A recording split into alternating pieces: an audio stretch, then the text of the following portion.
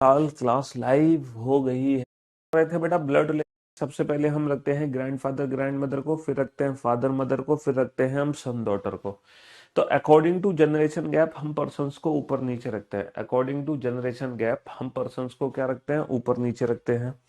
फिर उसके बाद हम लोगों ने क्या सीखा कि अगर कहीं भी जेंडर मेल है ना, कहीं भी अगर जेंडर मेल है तो उसको हम ट्राइंगल में बंद कर देंगे, और अगर फीमेल है तो सर्कल में बंद कर देंगे। और हमने सारे रिलेशंस को ना रिप्रेजेंट करना आप लोगों को सिखाया। सारे रिलेशन हमने देखा कि फादर को कैसे रिप्रेजेंट करते हैं, मदर को कैसे रिप्रेजेंट करते हैं, सन को कैसे रिप्रेजेंट करते हैं, डॉटर को रिप्रेजेंट कैसे करते हैं। फिर मैंने बताया कि ब्रदर्स को रिप्रेजेंट कैसे करते हैं, भाई को कैसे करते हैं, बहन को कैसे करते हैं, वाइफ को कैसे करते हैं, अंकल को कैसे करते हैं, है ना, दादा को कैसे करते हैं, नाना को कैसे करते हैं, सास ससुर बहू दामाद। ये सारे रिलेशंस हमने रिप्रेजेंट करने सीखे। और जब हमने रिलेशंस को रिप्रेजेंट करना सीख लिया, उसके बाद फिर हमने इनके बीच में संबंध बनाना भी सीखा। तो सबसे जो पहली क्लास हुई थी, सबसे पहली क्लास में हमने ना बिल्कुल बेसिक क्वेश्चन सॉल्व किए थे, एकदम जीरो लेवल वाले। वो बहुत ही इजी लेवल के क्वेश्चंस थे। सबसे पहली क्लास में हमने एकदम इजी लेवल के क्वेश्चंस पढ़े थे, है ना, बहुत ही सिंपल वाले क्वेश्चन हमने सॉल्व किए थे। और उसके बाद हमने ना मॉडरेट लेवल के क्वेश्चन शुरू किए थे। कल हम लोगों ने ना मॉडरेट लेवल और टफ लेवल के क्वेश्चंस किए थे, जिसमें आपने देखा होगा क्वेश्चन नंबर 16, है ना, एक अच्छे लेवल का क्वेश्चन था। बढ़िया बढ़िया क्वेश्चन था, है ना। क्वेश्चन नंबर 17 भी एक अच्छे लेवल का क्वेश्चन था। क्वेश्चन नंबर 18 भी एक अच्छे लेवल का क्वेश्चन था। क्वेश्चन नंबर 19 तो चलो नॉर्मली क्वेश्चन था। हाँ, 20 भी अच्छे लेवल का क्वेश्चन था। क्वेश्चन नंबर जो 21 है वो रिपीटेड क्वेश्चन है ना, ये क्वेश्चन रिपीट हो रहा है, पहले हो चुका है। क्वेश्चन नंबर 22 भी रिपीट हो रहा है। फिर हमने 23 किया था, वो सिंपल क्वेश्चन है, बहुत ही इजी क्वेश्चन था, ज्यादा इसमें मुश्किल नहीं थी। लेकिन ये जो क्वेश्चन था क्वेश्चन नंबर 25, ये टफ क्वेश्चन था, ये 5 स्टार लेवल का क्वेश्चन था। और क्वेश्चन नंबर 26 बेटा नॉर्मल क्वेश्चन था, है ना। क्वेश्चन नंबर 27 जो था, ये भी 5 स्टार लेवल का क्वेश्चन था, क्वेश्चन नंबर 27। और मुझे उम्मीद है कि आप लोगों ने इन 27 क्वेश्चंस तक रिवीजन कर लिया होगा, है ना। इन 27 तक क्वेश्चंस का रिवीजन कर लिया होगा। और आज भी कैमरे पे धुंध बहुत ज्यादा छा गई है ना, कैमरा ब्लर हो गया, धुंध छा गई है बेटा, धुंध क्या करें। है, सर्दी इतनी पड़ रही है कि हमारे स्टूडियो के अंदर भी धुंध आ गई है। हमारे स्टूडियो के अंदर भी एक्चुअली कैमरा का जो लेंस है ना, उसके अंदर चली गई है धुंध। ठीक है, ये थोड़ी देर में अपने आप ठीक हो जाएगी। हाँ जी, थोड़ा सा हीट होगा ना कैमरा अंदर से, जैसे थोड़ा सा हीट हो जाएगा कैमरा अंदर से तो अपने आप ये धुंध चली जाएगी।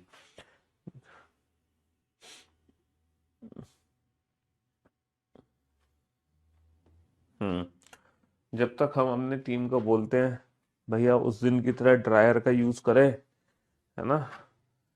हाँ जी।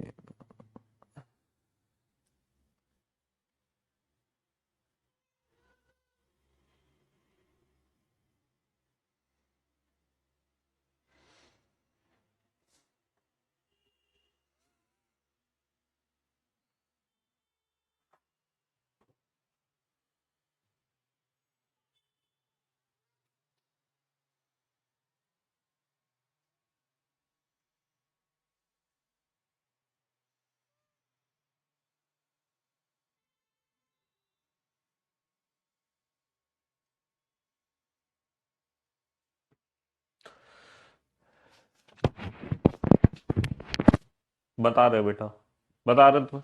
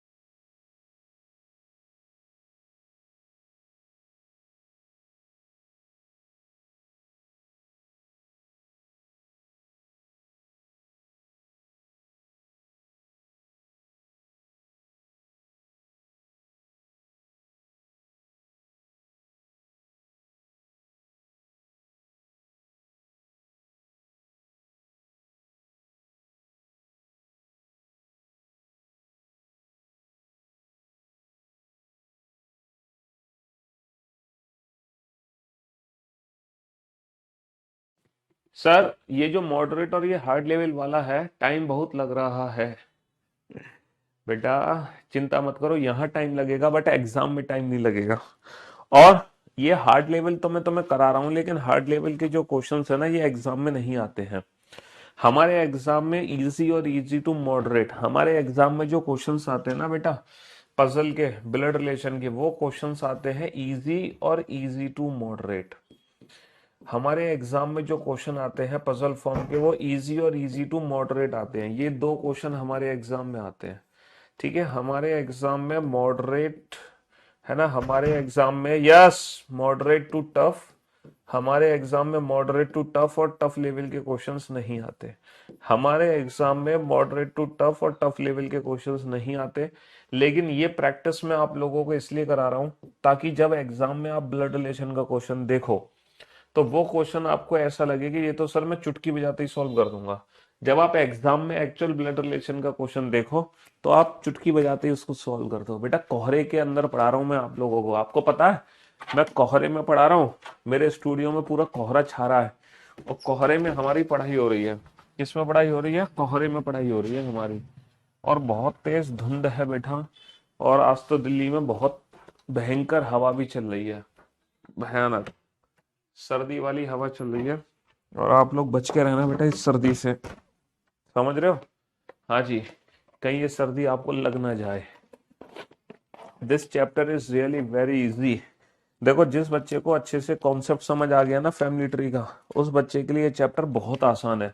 आसान तो छोड़ो, आसान होने के साथ साथ बहुत इंटरेस्टिंग भी है। आसान तो है ही, लेकिन आसान होने के साथ साथ बहुत ज्यादा इंटरेस्टिंग भी है ये टॉपिक। ठीक है, हाँ जी, लगाओ भैया, थोड़ा सा करके देखो, ड्रायर से चीजें क्लियर हो जाए उस दिन की तरह तो अच्छी बात है। भूकंप था सर, यूपी में चल रही है हवाएं बेटा, दिल्ली में भी ना बहुत तेज हवा चल रही है। दिल्ली में बहुत तेज हवा चल रही है, भयंकर वाली हवा चल रही है।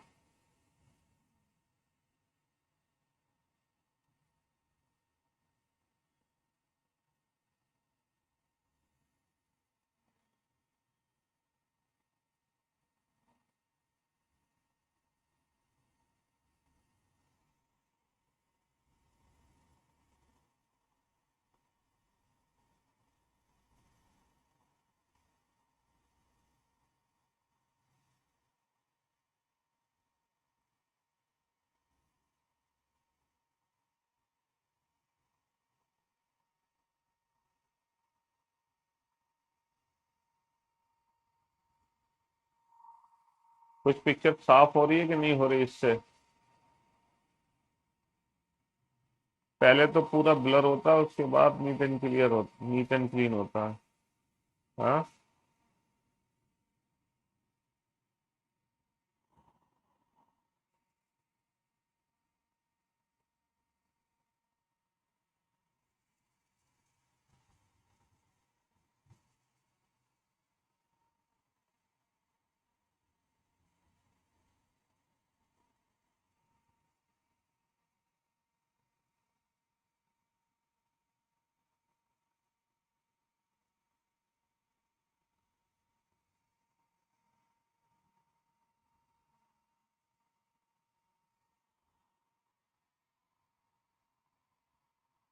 बेटा, बोर्ड पर फॉग नहीं है। ये जो फॉग है, ये कैमरा जो है उसके लेंस पर फॉग है, समझ रहे हो? ये बोर्ड पर फॉग नहीं है, ये कैमरे के लेंस पर फॉग है।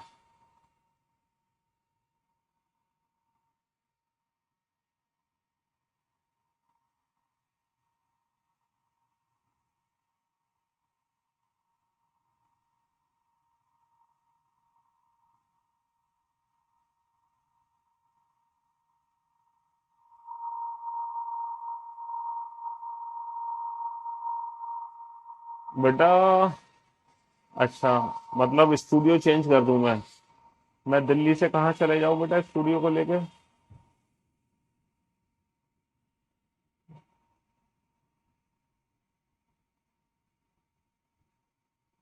दिल्ली से कहाँ चले जाएं?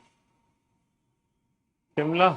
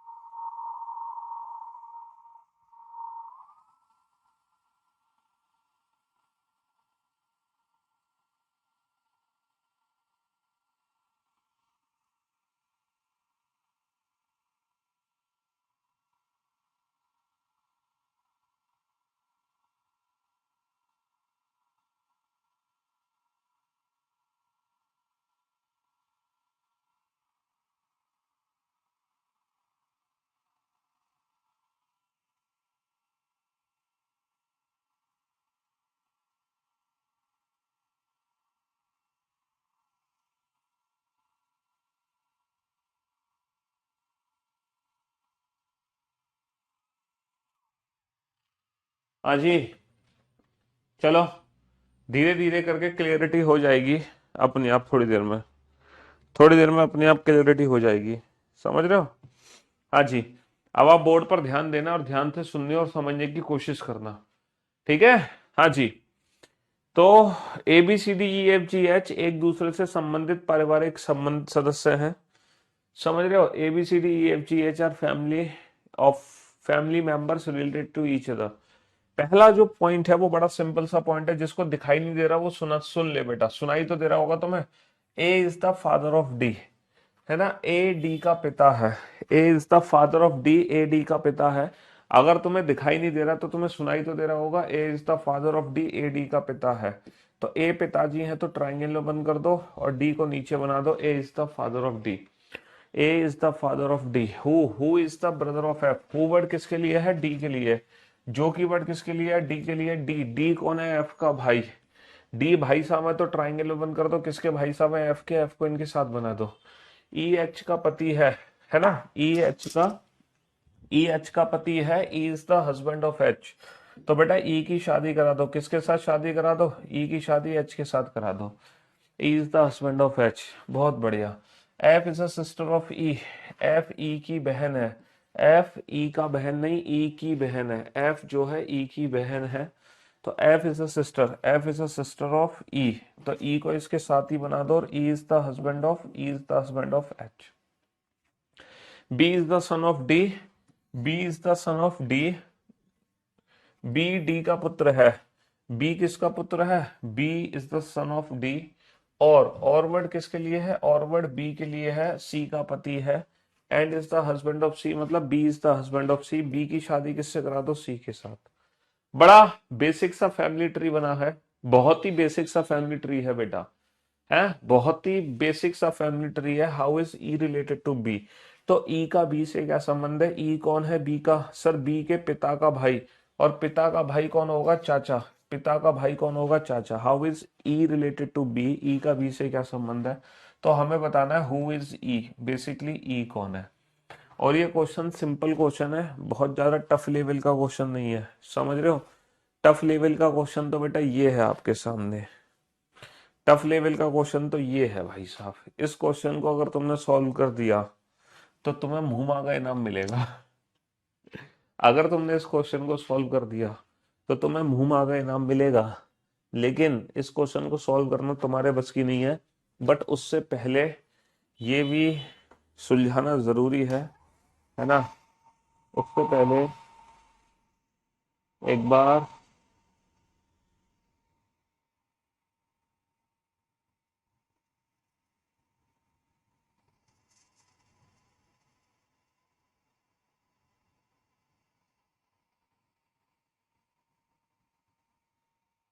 ये क्वेश्चन सॉल्व कर दिया तो मजे आ जाएंगे भाई साहब।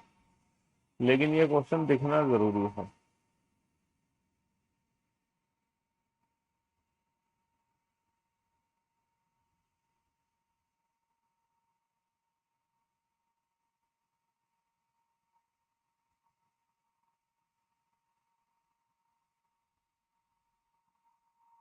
ये क्वेश्चन है या कहानी? ये बस, ये एक परिवार की कहानी है बेटा, और इस कहानी को तुम्हें सुलझाना है। ये एक परिवार की कहानी और इस कहानी को तुम्हें सुलझाना है।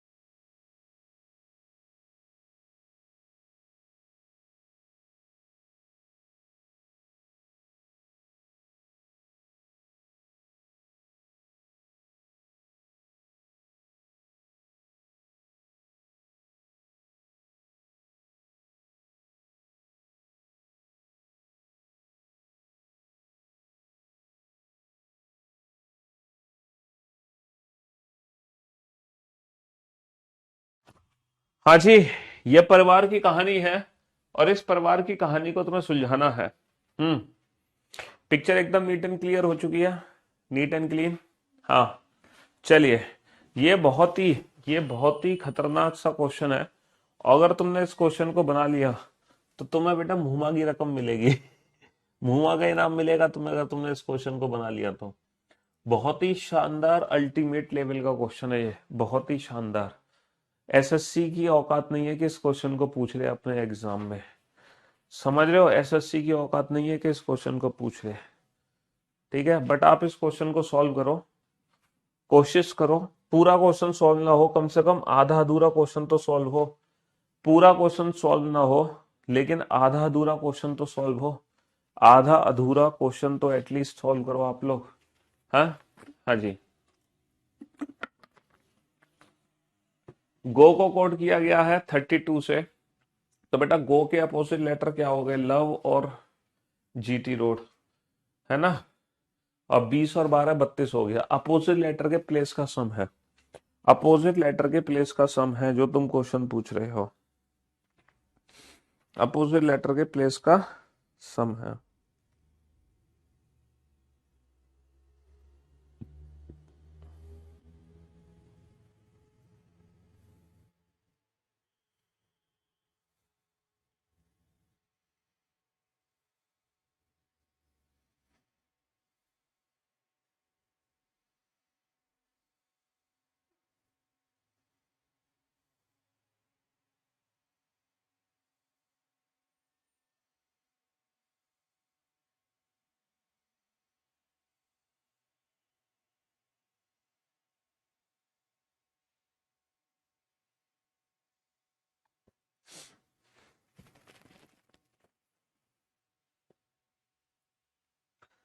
फटाफट से बनाओ, जल्दी से।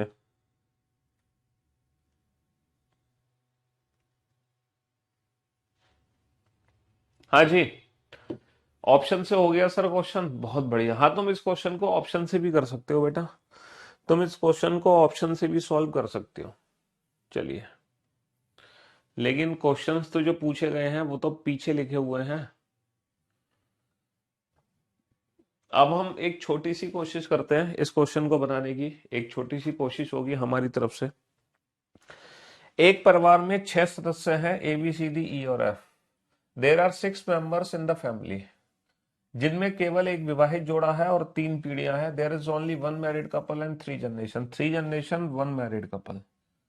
Each member has a different number of coins, 4 8 11, है ना। प्रत्येक सदस्य के पास नंबर ऑफ कॉइन्स अलग अलग है, किसी के पास 4 है, किसी के पास 8 है, किसी के पास 11 है, किसी के पास 13 है, किसी के पास 16 और किसी के पास 19।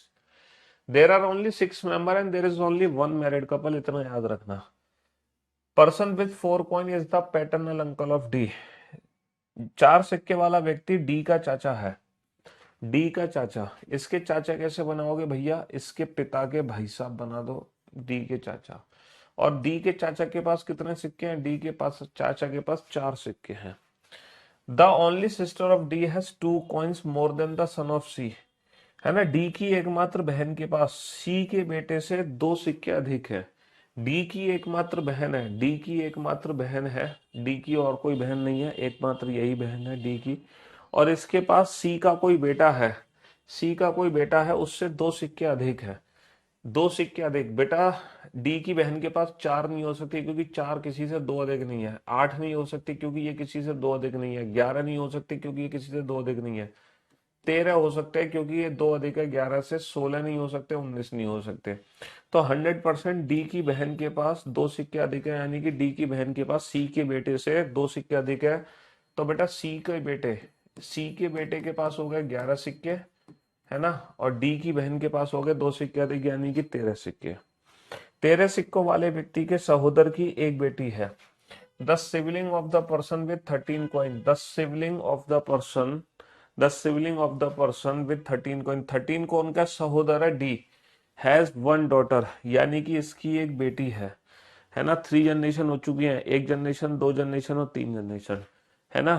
13 सिक्कों वाले व्यक्ति के सहोदर की एक बेटी है ना। 13 सिक्कों वाले व्यक्ति के सहोदर की एक बेटी है, बहुत बढ़िया। सी एक महिला सदस्य है, सी एक महिला सदस्य है, सी इज अ फीमेल, ठीक है, और सी का बेटा भी एक परिवार में है। किसी भी महिला के पास आठ से किसी की महिला के पास आठ सिक्के नहीं है, यानी कि जिसके पास आठ सिक्के हैं वो पुरुष है, जिसके पास आठ सिक्के हैं वो पुरुष है ना। C C is a female member, no female has 8 coin, person with 16 coin is elder than F. 16 सिक्के वाले व्यक्ति एफ से बड़ा है, जिसके पास 16 सिक्के हैं वो व्यक्ति एफ से बड़ा है, ठीक है। हाँ जी, who has 19 coin such that both are not in the same generation, है ना।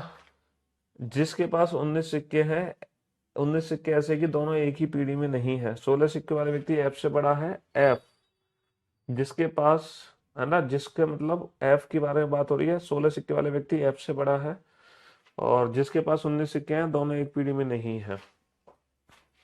सी, नो नहीं, person with 16 coin is elder than F, who has 19 coin such, अच्छा, एफ जिसके पास 19 सिक्के हैं, एफ जिसके पास 19 सिक्के हैं, ठीक है, 16 सिक्के वाला व्यक्ति एफ से बड़ा है जिसके पास 19 सिक्के हैं, दोनों एक ही पीढ़ी में नहीं, और ये दोनों अलग अलग जनरेशन में है, ठीक है।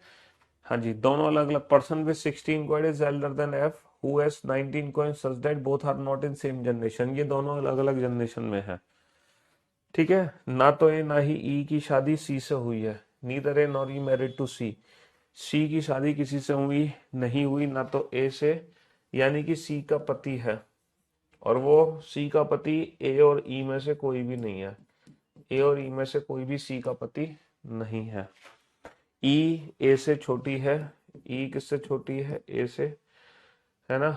ई is younger than A such that both are not in same generation, ये दोनों अलग अलग जनरेशन में। अब भाई साहब इस क्वेश्चन को कैसे पूरा करोगे? सर जब वैवाहिक जोड़ा एक ही है तो पीढ़ी तीन कैसे हो सकती है? पीढ़ी तीन का मतलब यह है बेटा, करंटली एक ही मैरिड कपल है, करंटली एक ही मैरिड कपल है, यानी कि या तो इसकी पत्नी नहीं है, या तो इसकी पत्नी क्वेश्चन में नहीं दे रखी, या फिर इसकी पत्नी क्वेश्चन में नहीं दे रखी, या फिर इसका पति क्वेश्चन के अंदर नहीं है, समझ रहे हो। या तो ये एक मैरिड कपल है, या फिर ये, इन दोनों में से कोई एक ही मैरिड कपल है, इन या तो ये मैरिड कपल है या ये है, मतलब किसी एक की पति या पत्नी दे नहीं रखी क्वेश्चन के अंदर, किसी एक की पति या पत्नी क्वेश्चन के अंदर नहीं दी गई है, समझ रहे हो। हाँ जी, अगर बेटा सी की शादी, अगर मैं सी की शादी डी से करा दूंगा, अगर मैं सी की शादी डी से करा दूंगा तो सी का एक बेटा होना चाहिए, सी का एक बेटा होना चाहिए, सी का एक बेटा होना चाहिए, जबकि सी का एक बेटा नहीं है। फिर अगर सी का एक बेटा हो गया तो टोटल मेंबर हो जाएंगे 1 2 3 4 5 6 7, जबकि 7 मेंबर नहीं है, मेंबर सिर्फ 6 है। मेंबर सिर्फ कितने हैं?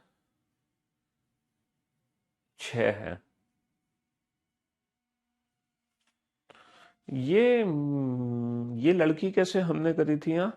4 सिक्के वाला व्यक्ति डी का चाचा है, डी की एकमात्र बहन के पास सी के बेटे से दो अधिक सिक्के हैं, यानी कि 13 सिक्के हैं, सी के बेटे के पास 11 सिक्के हैं, है ना। सी एक महिला सदस्य है ना। सी के बेटे दो, 13 सिक्के वाले व्यक्ति के सहोदर की एक बेटी है, 13 सिक्के वाले व्यक्ति के सहोदर की एक बेटी है, ओके। तो बेटा 100% जो सी है उसकी शादी डी से तो नहीं हो सकती है, कभी नहीं हो सकती है, क्योंकि नंबर ऑफ मेंबर ज्यादा हो जाएंगे। तो सी की शादी 100% इससे हुई है, सी की शादी 100% इससे हुई है, इस व्यक्ति के साथ। और जो सी का बेटा है, बेटा सी का बेटा कौन बनेगा? सी का बेटा डी ही बनेगा। और डी के पास कितने सिक्के होंगे? डी के पास 11 सिक्के होंगे, है ना। इसके पास कितने सिक्के होंगे? 11 सिक्के होंगे। बहुत बढ़िया। यहाँ पर डी मैरिड कपल नहीं दिया जाएगा, इसकी पत्नी यहाँ पे प्रेजेंट नहीं है। 1 2 3 4 5 6 लोग हो गए, 6 लोग हो गए यहाँ पर। बहुत बढ़िया। अच्छा, सी की शादी ए और ई से नहीं होगी, सी की शादी ए और ई से नहीं होगी, A B C D E F. C की शादी खुद सी से नहीं हो सकती है, सी की शादी डी से नहीं हो सकती है, सी की शादी ए और ई से नहीं होगी, या तो बी से होगी या एफ से होगी, या तो बी से होगी या एफ की। अच्छा, सी की शादी एफ से नहीं हो सकती, क्योंकि जो एफ से हो गई तो एफ तो खुद छोटा है 16 सिक्के वाले व्यक्ति से, दोनों की जनरेशन में एक का गैप है, यानी कि 100% सी की शादी किससे होगी? सी की शादी बी से होगी। 100% सी की शादी किससे होगी? सी की शादी बी से होगी। बहुत बढ़िया, सी की शादी किससे होगी? सी की शादी बी से होगी। Okay okay okay. है ना। एफ जिसके पास 19 सिक्के हैं, बेटा ये एफ नहीं है, इसके पास 19 सिक्के नहीं है, ये भी एफ नहीं है, इसके पास 19 सिक्के नहीं है, ये एफ है और इसके पास हो गए 19 सिक्के, इसके पास हो गए 19 सिक्के। समझ रहे हो, एफ 19 सिक्के हो गए, ठीक है। ई ए से छोटी है, ई और ए, अगर मैं ई और ए को रखूंगा तो ए यहाँ पर, ई यहाँ पर, ई ए से छोटी है, ई ए से छोटी है, बहुत बढ़िया। अब सिक्कों का डिस्ट्रीब्यूशन बच गया बेटा, कौन कौन से सिक्के बच गए, 4 सिक्के यूज कर लिए हमने, 11 यूज कर लिए, 13 यूज कर लिए, 19 यूज कर लिए। अब बच गया बेटा सिक्के 8 और 16, और 16 सिक्के वाला व्यक्ति एफ से बड़ा है, बिल्कुल एफ से बड़ा है। 8 और 16 सिक्के कैसे डिस्ट्रीब्यूट करोगे, 8 और 16 सिक्के कैसे डिस्ट्रीब्यूट करोगे, इन दोनों में से किसको 8 मिलेंगे और किसको 16 मिलेंगे, किसी को भी मिल सकते हैं 8 और 16। हाँ जी, 8 और 16 कंफर्म नहीं हो पा रहे, 8 इसको भी मिल सकते हैं, 16, 8 इसको भी, 16 इसको भी। ये हमारा फैमिली ट्री कंफर्म बनेगा, ये फैमिली ट्री बनेगा खतरनाक तरीके से। ये फैमिली ट्री बनेगा 6 लोगों का, ये फैमिली ट्री बनेगा 6 लोगों का। समझ रहे हो, बहुत ही खतरनाक लेवल का ये क्वेश्चन है, बहुत ही खतरनाक लेवल का, और इतना खतरनाक कि हमारे एग्जाम में तो आने से रहा। समझ रहे हो। बट ये लेवल इसलिए कराना जरूरी है क्योंकि जब एग्जाम में आप ब्लड रिलेशन के क्वेश्चन देखोगे तब आपको इस लेवल के बाद वो क्वेश्चंस ना बहुत ही इजी लगेंगे, है ना। 8 कहाँ लिखा हुआ है, नो फीमेल हैज 8 कॉइन। अच्छा 8 कॉइन वाला मेल है, 8 कॉइन वाला मेल है, तो ये भी कंफर्मेशन हो गई है, 8 कॉइन वाला मेल है। अगर 8 कॉइन वाला मेल है तो ये 8 है, ये 16 है। चलिए साहब, तो सिक्कों का भी डिस्ट्रीब्यूशन कंप्लीट हो चुका है। तो how is E related to F, how is E related to F, F के पिता की बहन, एफ के पिता की बहन, तो ई कौन हो गई, एफ के पिता की बहन। How is E related to F, बुआ, है ना। Who among the following doesn't have more than 13 coin, है ना, किसके पास 13 से ज्यादा सिक्के नहीं है, बी ए सी, बी, बी के पास भी नहीं है, ए के पास भी 13 से ज्यादा नहीं है, सी के पास तो है, बी और ए के पास, बी और ए के पास 13 से ज्यादा सिक्के नहीं है। द पर्सन विद 16 कॉइड is of the person with the lowest number, 16 सिक्कों वाला व्यक्ति सबसे कम सिक्कों वाले व्यक्ति का कौन है, 16 सिक्कों वाला व्यक्ति सबसे कम सिक्के वाले व्यक्ति का कौन है, इसके पति की बहन, पति की वाइफ है, पति की वाइफ, सॉरी, इसके भाई की पत्नी है, और भाई की पत्नी भाभी होगी, तो 16 सिक्कों वाला व्यक्ति 4 सिक्कों वाले व्यक्ति की भाभी है, यानी कि sister in law, sister in law यानी कि भाभी, सिस्टर इन लॉ यानी कि भाभी। ठीक है, इस क्वेश्चन को मैं दोबारा से रिपीट करता हूँ, सर इसको तो 10 स्टार दे दो इस क्वेश्चन को, हाँ इस क्वेश्चन को 10 स्टार भी मिल सकते हैं। चलिए एक बार मैं इस क्वेश्चन को दोबारा से रिपीट करता हूँ और बहुत ही ध्यान से सुनने और समझने की कोशिश करना, बहुत ही अल्टीमेट लेवल का क्वेश्चन है ये। ठीक है, दोबारा से रिपीट करने जा रहा हूँ मैं इस क्वेश्चन को, हालांकि क्वेश्चन बहुत बड़ा नहीं है, क्वेश्चन छोटा ही है, लेकिन सॉल्व करने में बड़ा खतरनाक सा है ये। दोबारा से रिपीट कर रहा हूँ, ध्यान से सुनना बेटा, है ना। सिक्के हैं हमारे पास 4, 8, 11, 13, 16 और 19। समझ रहे हो। पहला क्वेश्चन है, 4 सिक्कों वाला व्यक्ति डी का चाचा है, 4 सिक्कों वाला व्यक्ति डी का चाचा। अच्छा डी के चाचा कैसे बनाओगे, सर इसके चाचा बनाएंगे इसके पिता के भाई, और इसके पिता के भाई के पास कितने सिक्के हैं, 4, 4 सिक्कों वाला व्यक्ति डी का चाचा, डी के पिता के भाई है। यहाँ तो कोई दिक्कत नहीं है, यहाँ तो कोई दिक्कत नहीं है। डी की एकमात्र बहन के पास सी के बेटे से 2 सिक्के अधिक है। अच्छा डी की एकमात्र बहन, डी की एकमात्र बहन दे रखी है, और इसके पास किससे अधिक है, सी के बेटे से 2 सिक्के अधिक है, सी के बेटे से 2 सिक्के अधिक एक डी की बहन के पास है। तो ये बताओ ऐसे कौन से दो, मतलब 2 कंसेक्यूटिव सिक्के हैं जिसमें मतलब 2 का अंतर हो। दो, 2 का अंतर बेटा कौन कौन से 2 नंबर में है, 2 का अंतर सिर्फ और सिर्फ 11 और 13 में है ना। तो डी की बहन के पास सी के बेटे से 2 सिक्के अधिक हैं, तो डी की बहन के पास हो गए 13 सिक्के और सी के बेटे के पास हो गए 11 सिक्के। भाई सीधी सी बात है, 11 और 13 ही डिस्ट्रीब्यूट हो सकते हैं। चलिए 13 सिक्कों वाले व्यक्ति, 13 सिक्कों वाले व्यक्ति के सहोदर की एक बेटी है, 13 सिक्कों वाला व्यक्ति ये है, 13 सिक्कों वाला व्यक्ति ये है, इसका सहोदर ये है, इसकी एक बेटी दे रखी है, इसकी एक बेटी दे रखी है। अब बेटा क्वेश्चन यही सॉल्व हो गया, there is only one married couple and there is only 6 member. केवल एक ही मैरिड कपल है, तो ये जो सी है ना, सी, इसकी जो शादी है इससे नहीं हो सकती, क्योंकि नंबर ऑफ पर्सन ज्यादा हो जाएंगे 6 से। बताओ, अगर मैं सी की शादी इससे करा दूंगा तो इनका एक बेटा भी है, 1 2 3 4 5 6 7 8, कितने मेंबर हो गए, बहुत मेंबर हो गए।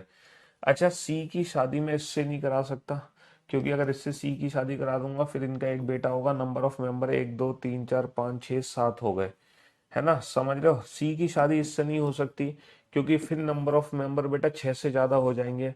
तो सी की शादी ना इससे हो सकती है, ना इससे हो सकती है, ना इससे हो सकती है, और ना ही सी की शादी इससे हो सकती, क्योंकि फिर तो बेटा 4 जनरेशन हो गई। तो कुल मिलाकर सी की शादी होगी किससे, बस ये पता लगा लो तुम। कुल मिलाकर सी की शादी होगी किससे, कुल मिलाकर सी की शादी किससे होगी सर, सी की शादी सिर्फ और सिर्फ इसी से हो सकती है, इसके अलावा किसी से नहीं हो सकती। और जो सी का बेटा है ना, जो सी का बेटा है वो यही बनना पड़ेगा डी को, क्योंकि अगर अलग से बेटा बना दोगे तो नंबर ऑफ पर्सन ज्यादा हो जाएंगे। और सी के बेटे के पास 11 सिक्के हैं, 11। सी के बेटे के पास कितने सिक्के हैं, 11 सिक्के, यानी कि डी के पास 11 सिक्के। तो आप लोगों को ये समझ आ गया कि सी की शादी ना तो इससे होगी, ना इससे, ना इससे, ना इससे।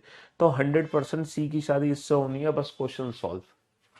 तो बेसिकली इस क्वेश्चन में हमें सी की शादी करानी थी, तो सी की शादी करा दी तुमने, बहुत बढ़िया, बहुत बढ़िया। सी एक महिला सदस्य है।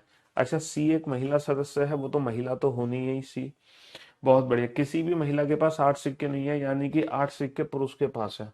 तो देखो, 8 सिक्के पुरुष के पास है, 8 सिक्के इसके पास नहीं है, 8 सिक्के इसके पास नहीं है, इसके पास 8 सिक्के या तो इसके पास होंगे या इसके या इसके पास। बेटा ये महिला है, महिला के पास 8 सिक्के नहीं है, ये महिला है, महिला के पास 8 सिक्के नहीं है। तो 100% 8 सिक्के इसके पास है, और यही अकेला पुरुष बचा है। यही अकेला पुरुष हमारे पास बचा है, समझ रहे हो, यही अकेला पुरुष बचा है हमारे पास। 16 सिक्कों वाला व्यक्ति एफ से बड़ा है। अच्छा, 16 सिक्कों वाला व्यक्ति कभी भी ये नहीं हो सकता, 16 सिक्कों वाला व्यक्ति कभी भी ये नहीं हो सकता, क्योंकि ये तो किसी से बड़ा ही नहीं है, तो सबसे छोटा है। तो 100% 16 सिक्के इसके पास है, 100% 16 सिक्के इसके पास है। और अगर 16 सिक्के इसके पास है तो हमारे सिक्के बच गए 19, तो 19 सिक्के हो गए इसके पास, 19 सिक्के हो गए सबसे छोटे व्यक्ति के पास। बहुत बढ़िया। जिसके पास 19 सिक्के हैं, एक ही पीढ़ी में नहीं है। 16 सिक्के वाला व्यक्ति एफ से बड़ा है, जिसके पास 19 सिक्के हैं। तो 19 सिक्के किसके पास है बेटा, 19 सिक्के एफ के पास है। 19 सिक्के किसके पास है, एफ के पास है। ए और ई की शादी सी से नहीं हुई। अच्छा, सी की जो शादी है वो ए और ई से नहीं होगी। अगर सी की शादी ए और ई से नहीं होगी तो डेफिनेटली बचा कौन, बी। अगर सी की शादी ए और ई से नहीं होगी तो डेफिनेटली बचा कौन, बी। डेफिनेटली बचा कौन, बी। बहुत बढ़िया। ठीक है, ई ए से छोटी है। अगर ई ए से छोटी है तो ई ये नहीं हो सकता और ए ये नहीं हो सकता। ई छोटी है तो ई यहाँ आएगा और ए यहाँ आएगा। और ये अरेंजमेंट मेरी कंप्लीट हो चुकी है, और ये फैमिली ट्री मेरा बहुत अच्छे से शानदार तरीके से बन गया। बस इस बार हमने क्या किया, शुरू में ही सी की शादी करा दी। और जैसे ही तुम शुरू में सी की शादी करा दोगे तो क्वेश्चन तुरंत की तुरंत सॉल्व हो जाएगा, क्वेश्चन तुरंत की तुरंत सॉल्व हो जाएगा। जैसे तुमने स्टार्टिंग में सी की शादी करा दी तो पूरा फैमिली ट्री बहुत शानदार तरीके से बन गया। तो ये जो क्वेश्चन है बहुत ही शानदार लेवल का क्वेश्चन है, अल्टीमेट लेवल का क्वेश्चन है। बस इस क्वेश्चन को इजी करने के लिए क्या करना है, सी की शादी तुम स्टार्टिंग में करा दो। और जैसे ही सी की शादी तुमने स्टार्टिंग में करा दी, उसके बाद क्वेश्चन पढ़ते जाओगे, अपने आप सॉल्व होता जाएगा। उसके बाद क्वेश्चन पढ़ते जाओगे, अपने आप सॉल्व होता जाएगा बहुत ही शानदार तरीके से। बेटा सिबलिंग का मतलब होता है भाई बहन, या दोनों भाई, दोनों बहनें, या भाई बहन। सिबलिंग का मतलब एक ही माता पिता की संतानें, दो संतानें। उनका जेंडर नहीं पता, जेंडर उनका कुछ भी हो सकता है। ठीक है, तो बहुत ही अल्टीमेट लेवल का क्वेश्चन था। चलिए साहब, ये भी क्वेश्चन अल्टीमेट लेवल का होगा, बनाइए इस क्वेश्चन को। हम्म, बनाइए।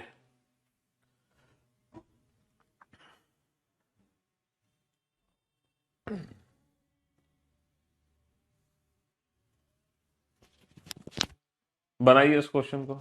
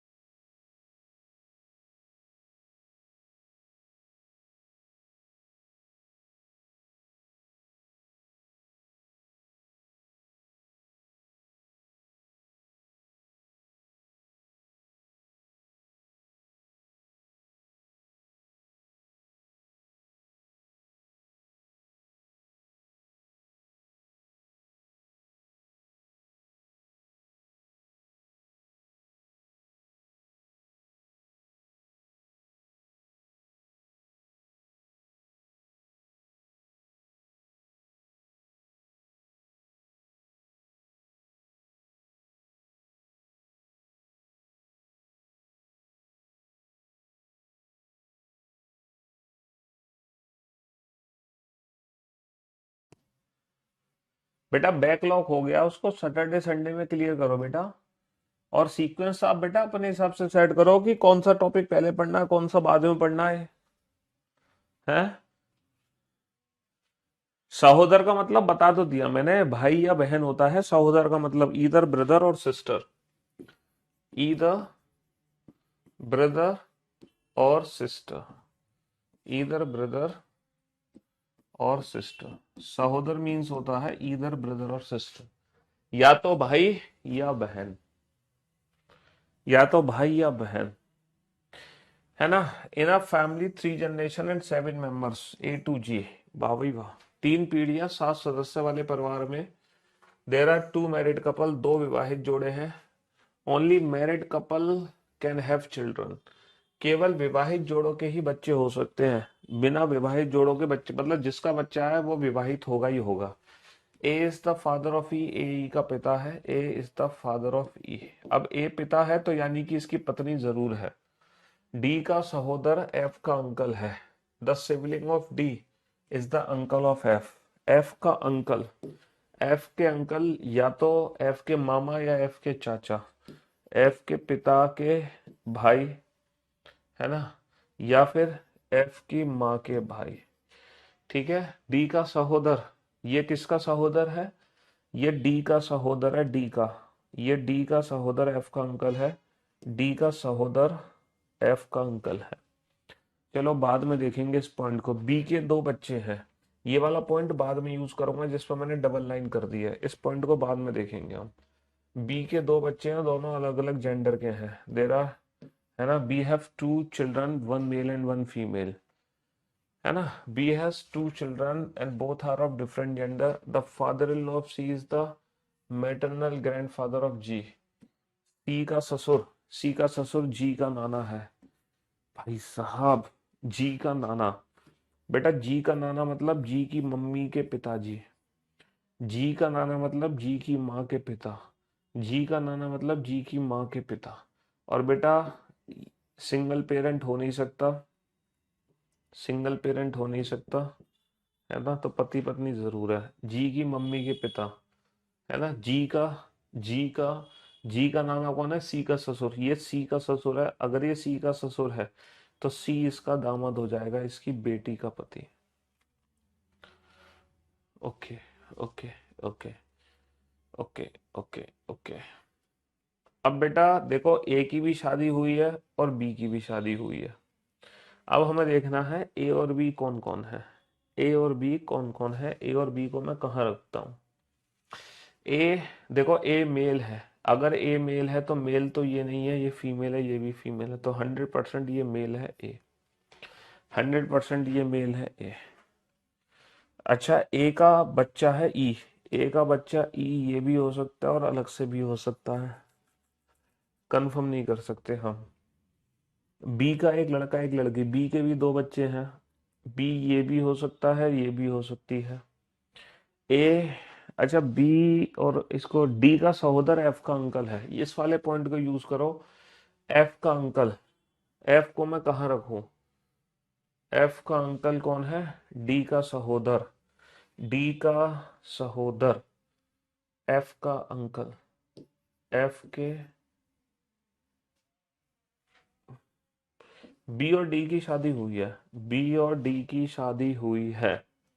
बी और डी, डी का सहोदर एफ का अंकल, एफ के पिता का जो भाई है वो किसका सहोदर है? डी का। ये डी का सहोदर है, ये डी का सहोदर एफ का अंकल है ना। या फिर डी जो है फीमेल भी हो सकती है, डी जो है फीमेल भी हो सकती है। एफ का अंकल कौन है? डी का सहोदर, डी फीमेल। और देखो डी फीमेल ही है क्योंकि डी मेल नहीं है, क्योंकि फिर इसकी भी मुझे शादी करानी पड़ेगी।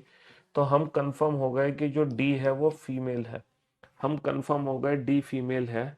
अगर डी फीमेल है तो डी और बी इन दोनों की शादी करानी है हमें, डी और बी की। डी को अगर मैं यहाँ रखता हूँ, अगर मैं डी को यहाँ रखता हूँ, समझ रहे हो, तो डी का सहोदर आ जाएगा एक यहाँ और एफ आ जाएगा नीचे। और अगर मैं डी को यहाँ रखता हूँ तो डी का सहोदर आ जाएगा यहाँ और एफ आ जाएगा नीचे।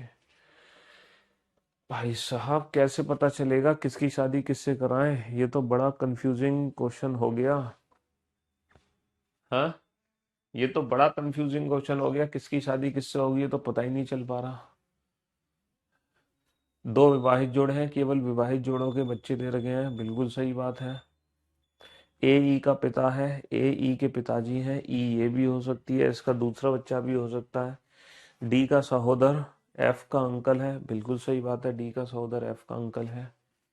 बी के दो बच्चे हैं, दोनों अलग अलग जेंडर पे हैं। सी का ससुर जी का नाना, जी का नाना हो गया, सी का ससुर हो गया। किसी भी दंपत्ति के दो से अधिक बच्चे नहीं है, दो संभावनाएं बन रही है बेटा यहाँ पे बी और डी की, तो दोनों पॉसिबिलिटी बनाऊंगा मैं दोनों पॉसिबिलिटी बनाऊंगा यहाँ पर, दोनों पॉसिबिलिटी बना लेते हैं, है ना। इसकी बेटी है, एक बार मैं बी की शादी ए से कराऊंगा, एक बार मैं बी की शादी सी से कराऊंगा। यहाँ पे दो संभावना बन रही है, दोनों संभावनाएं अलग अलग बना लो। और अगर बी की शादी हो गई ए से तो फिर ये डी है, और अगर बी की शादी सी से होगी तो ये फिर डी है। अब बताओ बेटा, डी का सहोदर एफ का अंकल है, डी का सहोदर यानी कि डी का जो भी भाई है वो एफ का अंकल है, तो एफ इसका एक बच्चा जरूर होगा, एफ का अंकल कौन है, डी का सहोदर। डी का सहोदर एफ का अंकल है, डी का सहोदर डी का भाई बनाना पड़ेगा, एफ का अंकल यानी कि इसका बच्चा एक और एफ बनाना पड़ेगा हमें। एफ का अंकल यानी कि इसकी माँ का भाई, ये डी का सहोदर भी हो गया, एफ का अंकल। दो और तीन पांच और दो सात, तीन और तीन छह और एक सात। अभी तक दोनों फैमिली ट्री हमारे एकदम परफेक्ट है, एकदम। बी के दो बच्चे हैं, बी के दो बच्चे हैं, दोनों अलग अलग जेंडर के हैं, मेल और फीमेल। समझ रहे हो, बी के दो बच्चे हैं। यहाँ पर बी के दो बच्चे नहीं कर सकते हम, यहाँ पर बी का एक बच्चा कर दिया, अगर मैंने बी का एक और बच्चा कर दिया तो नंबर ऑफ मेंबर बेटा तीन और तीन छह और दो आठ। तो यहाँ पर बी के दो बच्चे नहीं हो सकते, बी के दो बच्चे सिर्फ यही हो सकते हैं। सी का ससुर जी का नाना है, जी का नाना सी का ससुर है, किसी भी दंपत्ति के दो से अधिक बच्चे नहीं है, A B C D E F G. ये क्वेश्चन बड़ा खतरनाक सा क्वेश्चन है। और एफ और जी का जेंडर तुम्हें फिर भी नहीं पता चलेगा, एफ और जी का जेंडर तुम्हें फिर भी पता नहीं चलेगा। ए इज द फादर ऑफ ई, ए ई का पिता भी हो गया, ए इज द फादर ऑफ ई, ए ई का पिता भी बन गया। बहुत बढ़िया, बहुत बढ़िया, बहुत बढ़िया। तो ये बड़ा ही खतरनाक सा क्वेश्चन निकला। How is B related to D, how is B related to D. इसके इसके पिता की पत्नी उसकी माँ हो गई ना, बी डी की माँ है। How is E related to C, how is E related to C, who is E, E कौन है, इसकी पत्नी का भाई, ई साला हो गया, ठीक है। How is G related to D, how is G related to D, G का जेंडर नहीं पता, can't be determine, can't be determine निर्धारित नहीं किया जा सकता। जी का जेंडर नहीं पता, है ना। सी की शादी डी से होगी, बी की शादी ए से होगी। हाँ जी। नहीं नहीं, ये ना एसएससी जीडी में आया इतना हार्ड क्वेश्चन, ना एसएससी सीजीएल में आया। मैं तो तुम्हें हार्ड लेवल के क्वेश्चन की प्रैक्टिस जानबूझ के करा रहा हूँ, ताकि जब क्वेश्चन में ब्लड, जब एग्जाम में ब्लड रिलेशन का क्वेश्चन तुम देखोगे तो वो क्वेश्चन तुम्हें बहुत इजी लगेगा। जब तुम इतने हार्ड लेवल की प्रैक्टिस कर लोगे तो ये भी बेटा 5 स्टार लेवल का ही क्वेश्चन है, ये भी 5 स्टार लेवल का ही क्वेश्चन है। समझ रहे हो। हम्म।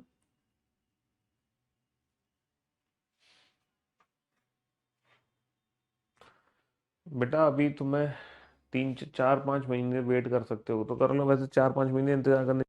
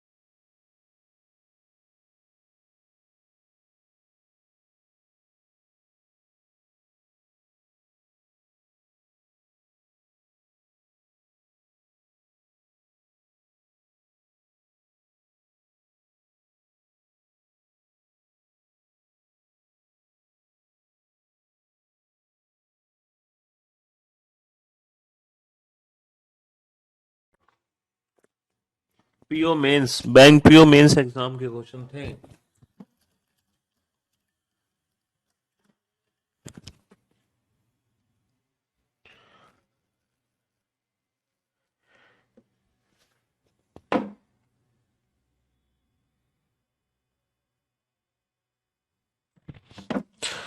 बैंक पीओ मेंस बेटा।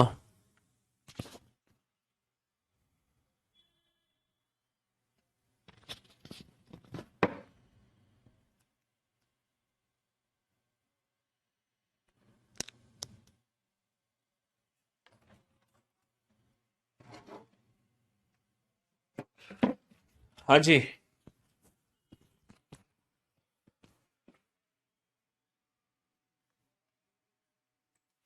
बनाओ बनाओ बनाओ बनाओ।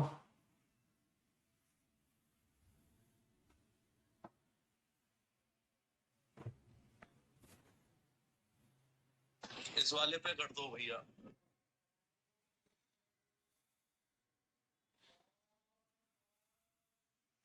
हाँ जी,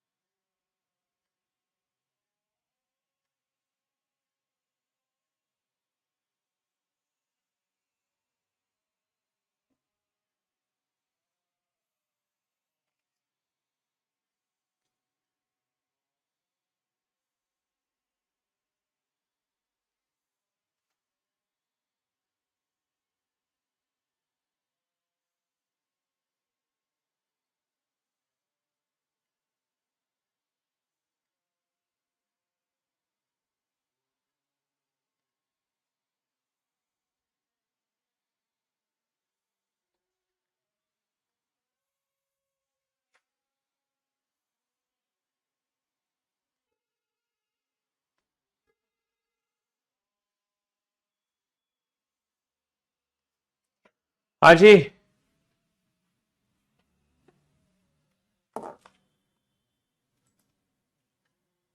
बनाओ। चलिए साहब, अब आप बोर्ड पर ध्यान देना और ध्यान से समझने की कोशिश करना। हाँ, वो वाले क्वेश्चन भी करवाएंगे बेटा। वो ये रहे क्वेश्चन जो तुम कह रहे हो ना, वो कोडेड फॉर्म है ब्लड रिलेशन की। वो ब्लड रिलेशन की कोडेड फॉर्म है P into Q minus R plus S. ये पजल फॉर्म कंप्लीट हो गई। अब ये पजल फॉर्म का लास्ट क्वेश्चन है। अब इसके बाद ना यही वाले क्वेश्चन कराएंगे कोडेड फॉर्म वाले तुम्हें। चिंता मत करो, ये पजल फॉर्म का लास्ट क्वेश्चन था। समझ रहे हो? There are 8 members in the family of 3 generation. 3 पीढ़ियों के साथ परिवार में 8 सदस्य हैं। S is the mother of V. S V की माँ है। S is the mother of V. ठीक है। W is the niece of R. W R की भतीजी या भांजी है। इस पॉइंट का यूज हम बाद में करेंगे, या इस पॉइंट को अभी छोड़ ही देते हैं, हम पढ़ ही नहीं रहे क्योंकि यूज कर ही नहीं सकते। पी टी का पिता है। P is the father of T. P is the father of T. बहुत बढ़िया। Q has only 2 married sons. Q के केवल 2 विवाहित पुत्र हैं। क्यू के 2 विवाहित पुत्र हैं भैया, दोनों की शादी हो गई है। क्यू के 2 विवाहित पुत्र हैं, दोनों की शादी हो गई है। There are 8 members in the family with the 3 generation. है ना? V is the grandson of Q। V Q का पोता है। Q का पोता है V, तो इन दोनों बेटों में से किसी का तो बेटा ही होगा V। V is the grandson of. बहुत बढ़िया बहुत बढ़िया बहुत बढ़िया। अब देखो V यहाँ पर था और V की मम्मी कौन है? S। इसके जो पति होंगे, Q का पोता है V, और इसका एक और भाई है, उसकी भी शादी हो गई है। तो 1 2 3 4 5 6 मेंबर हो गई है। ये पॉइंट यहाँ से हटा दो। ठीक है, U is the sister in law of R, who is the father of V. Who word किसके लिए, आर के लिए है ना। यू आर की सिस्टर इन लॉ है, जो कि वर्ड किसके लिए, आर के लिए। आर वी का पिता है। वी के पिताजी कौन है, वी के पिताजी आर है। वी के पिताजी कौन है, आर है। ठीक है। और U is the sister in law of R, U R की सिस्टर इन लॉ है। आर की सिस्टर इन लॉ मतलब इसके भाई की पत्नी कौन है, U. U is the sister in law of R. परिवार में कोई अकेला माता पिता नहीं है। पी किसका पिता है, टी का। तो पी पिताजी हैं, अकेला माता पिता कोई है नहीं, तो यानी कि इनकी भी शादी होगी। और ये पिताजी होंगे पी किसके, टी के, तो ये टी है। और ये पत्नी हो गई क्यू। ये कंप्लीट हो गया फैमिली ट्री। 2 और 4 6, और एक 7 लोग आए यहाँ पर। तो यहाँ पर तो 7 लोग आए, 7 लोग आने चाहिए, 8 लोग। एस वी की माँ है। डब्लू आर की भतीजी या भांजी है, आर की भतीजी या भांजी डब्लू। आर की भतीजी, इसके भाई की बेटी, इसके भाई की बेटी डब्लू। ठीक है। How is W related to P, W P की कौन है, इसके बेटे की बेटी, बेटे की बेटी granddaughter. How is S related to T, इसके भाई की पत्नी, सिस्टर इन लॉ, भाभी। How is T related to U, how is T related to, T related to U, T U का पति, टी यू का पति।